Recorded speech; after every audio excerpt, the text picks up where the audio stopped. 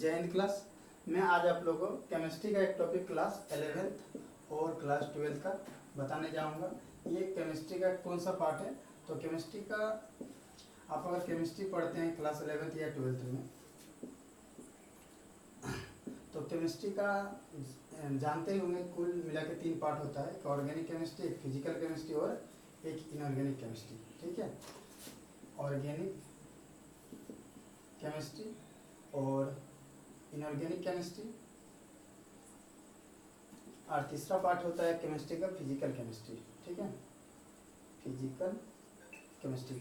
Organic chemistry को हिंदी में बोलते हैं कार्बनिक रसायन, और इनऑर्गेनिक केमिस्ट्री को अकार्बनिक रसायन, और फिजिकल केमिस्ट्री को भौतिक रसायन।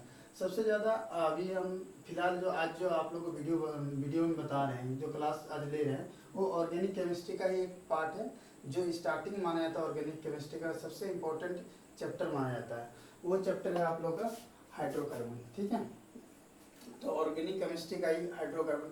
तो ऑर्गेनिक केमिस्ट्री क्या है, तो थोड़ा ऑर्गेनिक केमिस्ट्री के बारे में जान लेते हैं। इसको हम लोग हिंदी में बोलते हैं कार्बनिक रसायन। कार्बनिक रसायन तो रसायन विज्ञान की वो शाखा है जिसके अंतर्गत हम लोग कार्बन से संबंधित जुड़े यौगिक के बारे में पढ़ते हैं। जैसे कार्बन के संबंधित यौगिक जैसे हो गया CH4, इसका पहला नाम मीथेन हो गया। इसी प्रकार अगर पढ़ेंगे तो C2H6, ethane, propane, butane, pentane, hexane, heptane, octane, इन सब चीज़ के बारे में पढ़ेंगे। फिर ऑर्गेनिक केमिस्ट्री का जितना भी कंपाउंड सब होता है, 2 कैटेगरी का होता है। एक हो जाता है एरोमेटिक और दूसरा होता है एलिफेटिक। एरोमेटिक कंपाउंड के बारे में जानेंगे, एलिफेटिक कंपाउंड के बारे में, इन सब चीज़ों के बारे में विस्तार में आप लोगों को बताऊंगा। तो सबसे पहले हम लोग हाइड्रोकार्बन के बारे में देखते हैं। हाइड्रो और कार्बन अगर देखेंगे तो 2 शब्दों से मिलकर बना है, एक हाइड्रो दूसरा कार्बन। हाइड्रो का अर्थ आ जाता है, सिंपल में सेंस ही निकल रहा है। देखिए हाइड्रो का अर्थ क्या होता है, हाइड्रोजन। और कार्बन का देखेंगे तो कार्बन और कार्बन से तो सबको प्रचलित होंगे ही। कार्बन में C, इसका परमाणु संख्या कितना होता है, 6, और द्रव्यमान संख्या 12 होता है। परमाणु संख्या 6, द्रव्यमान संख्या 12 होता है। यानी वैसा यौगिक जो हाइड्रोजन तथा कार्बन से के संयोग से मिलकर बना होता है, उसको क्या बोलेंगे, हाइड्रोकार्बन। यानी हाइड्रोजन और कार्बन के संयोग से मिलकर जो भी यौगिक बनेगा उसी को क्या बोलेंगे, हाइड्रोकार्बन।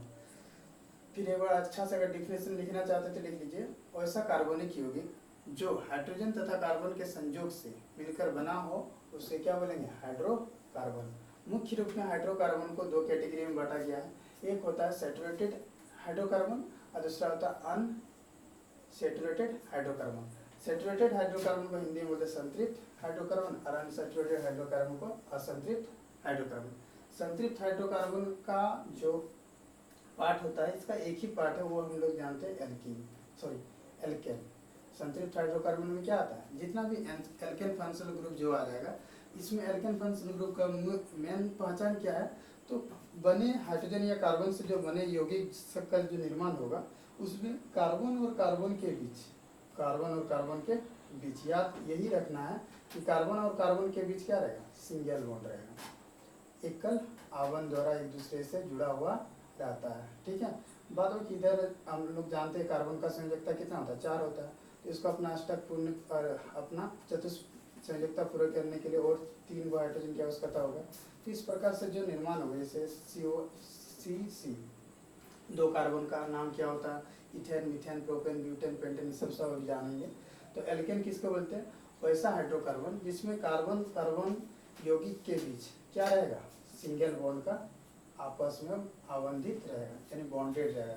कार्बन कार्बन के बीच सिंगल बॉन्ड रहेगा, उसको क्या बोलेंगे, एल्केन। इसका अगर सूत्र देखेंगे तो होता है CnH2n+2। ये फार्मूला याद रखिएगा, ये फार्मूला एग्जाम में पूछ लिया जाता है कि एल्केन फंक्शन ग्रुप का फार्मूला क्या होता है, तो CnH2n+2। यानी अगर हम n का मान अगर 1 रखते हैं तो हाइड्रोजन की संख्या क्या हो जाएगा, 2 × 1+2, यानी C1H4 हो जाएगा। 2 × 2 = 2 4, यानी C1H4। इसी को बोला जाता है, C1H4 को यही ऑर्गेनिक केमिस्ट्री का एक कंपाउंड भी बोल देते हैं, इसका नाम मीथेन। ठीक है, एल्केन दो वर्ड से मिलकर बना है, अगर देखते हैं तो देखिए ए एल की elk plus A N. Elk का कुछ फंक्शन ग्रुप का नाम जो होता है वह कार्बनिक यौगिक में आता है। एक मीथ, ईथ,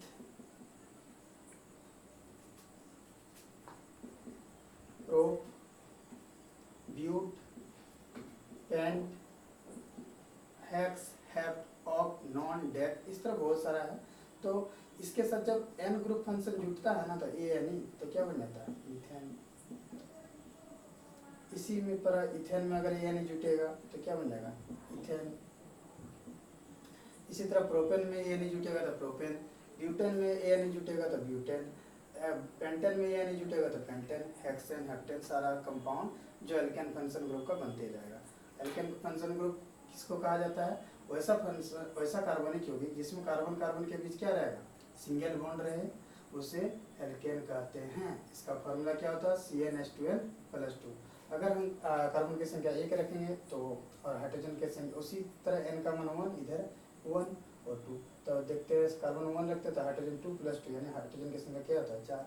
इसी प्रकार अगर 2 कार्बन लेंगे तो 2 कार्बन का क्या होता है, C1 को मीथ बोलते हैं, C2 को ईथ, C3 को प्रोप, C4 को ब्यूट, C5 को पेंट।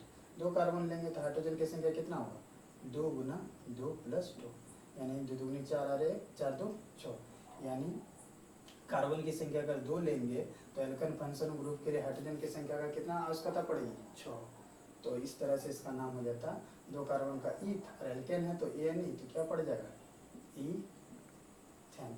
इसी तरह से बहुत सारा एल्केन का कंपाउंड बनता है। तो मुख्य रूप में 5 के ही कंपाउंड जो हम लोग का 11th 12th में यूज होता है, और भी है तो 10 तक तो याद रखना ही, उसके लिए आगे फिर हम बताते हैं। आगे चलिए अब अनसैचुरेटेड कार्बन के बारे में जानते हैं।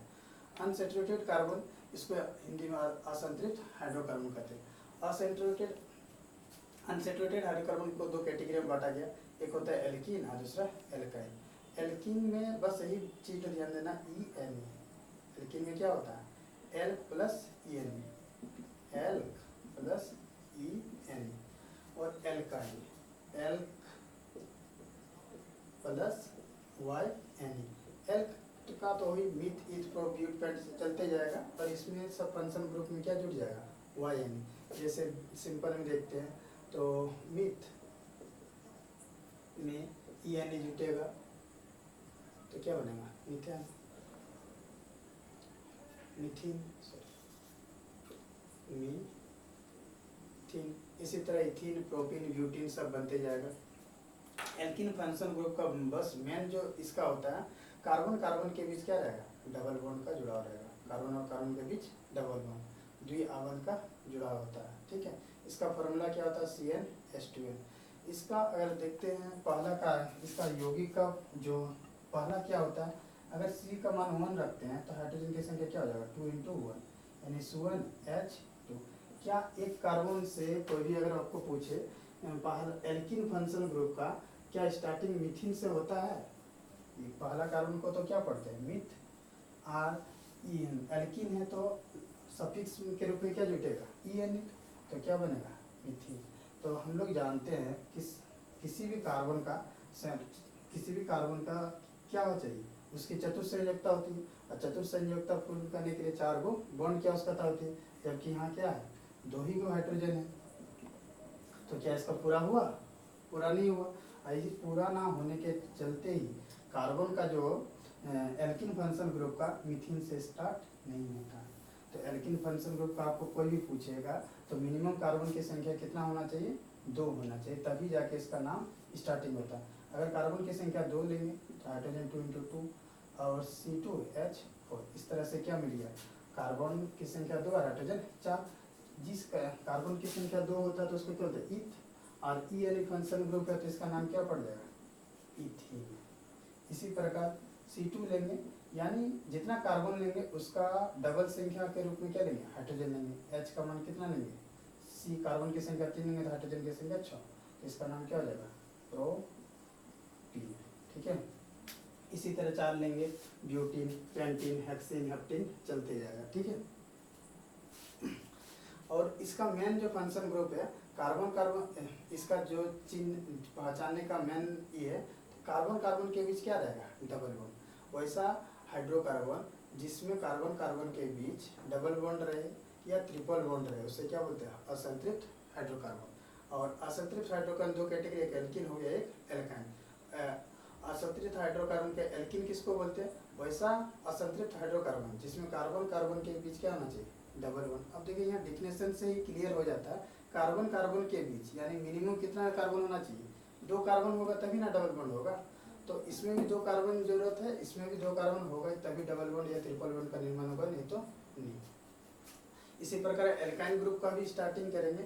और इसमें देखिए एल्काइन किसको बोलते हैं, वैसा हाइड्रोकार्बन जिसमें कार्बन कार्बन के बीच क्या रहेगा, ट्रिपल बॉन्ड रहेगा, उसको एल्काइन बोलेंगे। ठीक है, तो अगर कार्बन की संख्या 2 लेंगे तो हाइड्रोजन की संख्या कितना होगा, 2 × 2 - 2 यानी C2H4 - 2 यानी C2H2 यानी कार्बन की संख्या 2 रहेगा तो 2 कार्बन रहेगा तो हाइड्रोजन कितना जरूरत पड़ेगा, 2।